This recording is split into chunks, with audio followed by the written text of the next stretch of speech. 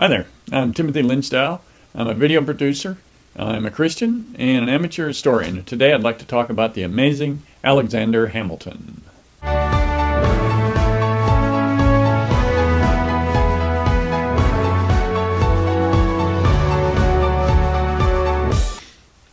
Hamilton was born around 1755, somewhere around there.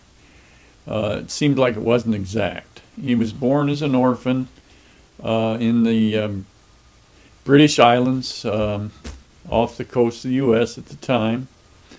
Somebody took him under his wing, realized he was a bright kid, eventually came to the U.S., was educated, good education,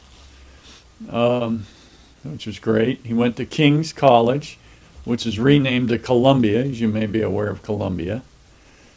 He was married to Elizabeth Schuyler. He had 8 children, and something that's going to have something to do later on with his life. He lost his favorite beloved son Philip in a duel in 1801. Philip was trying to support his father's honor against attacks by New York lawyer George Eaker, and his son was killed in this duel. This may have something to do with what happened later to Hamilton in his life, but of course the Hamiltons were devastated by that. You think that politics are bad now? You can imagine going out and facing each other off with guns. A little crazy. But anyway, that's what happened there. He was involved in quite a bit. Became involved in the Revolutionary War, multiple battles, probably about 10, something like that. He was one of the founding fathers. He was influential interpreter and promoter of the U.S. Constitution, as well as the founder of the nation's financial system. Wow. He was the Federalist Party. He was influential in establishing Federalist Party in the United States Coast Guard, the New York Post. Became the first Secretary of the Treasury under Washington. Guy was busy. He helped to deal with funding the debts from the Revolutionary War, which made him, of course, more important. He has helped establish the National Bank, a system of tariffs. Well, you know about tariffs today and the carryings on. He built trade relations back with Britain again after the war to help improve that. There were some that didn't like that because, they had a close relationship with France during the war, so that kind of set some off. Thomas Jefferson became his leading opponent, arguing for a smaller government and agrarianism. That was Jefferson. Because Hamilton liked a strong central government and a vigorous executive branch. So the two were divided on that, and over time it became more as he went on.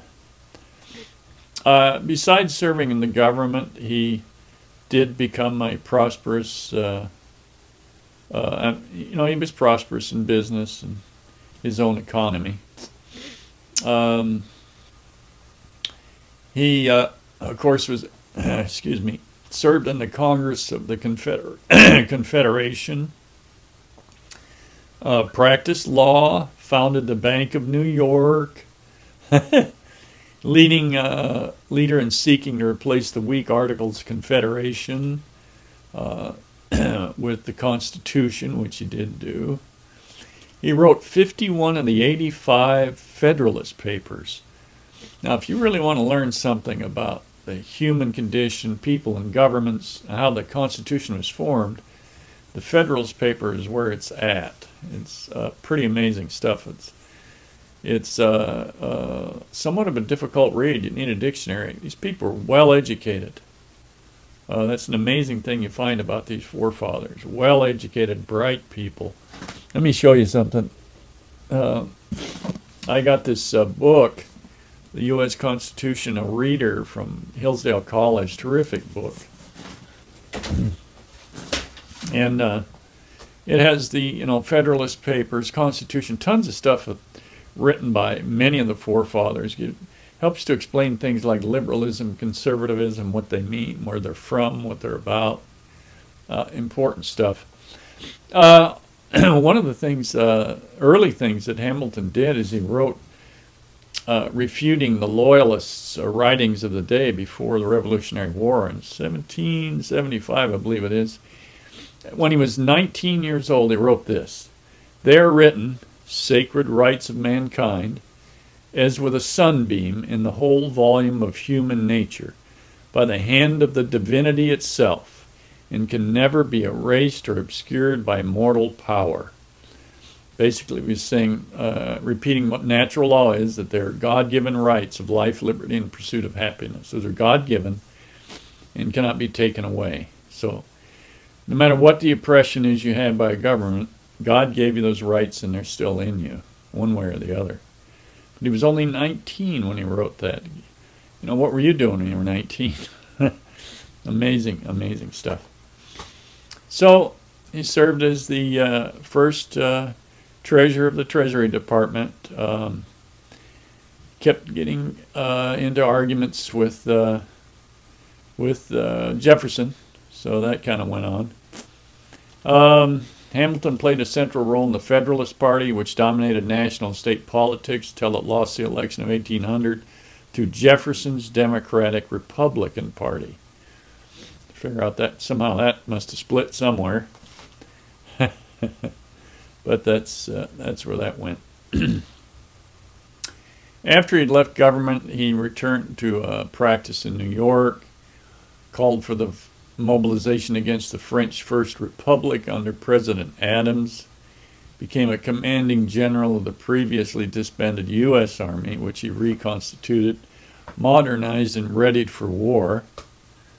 The Army didn't see combat in what was known as a quasi-war.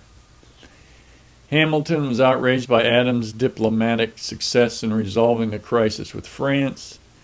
His opposition to Adams' re-election helped cause the Federalist Party defeat in 1800.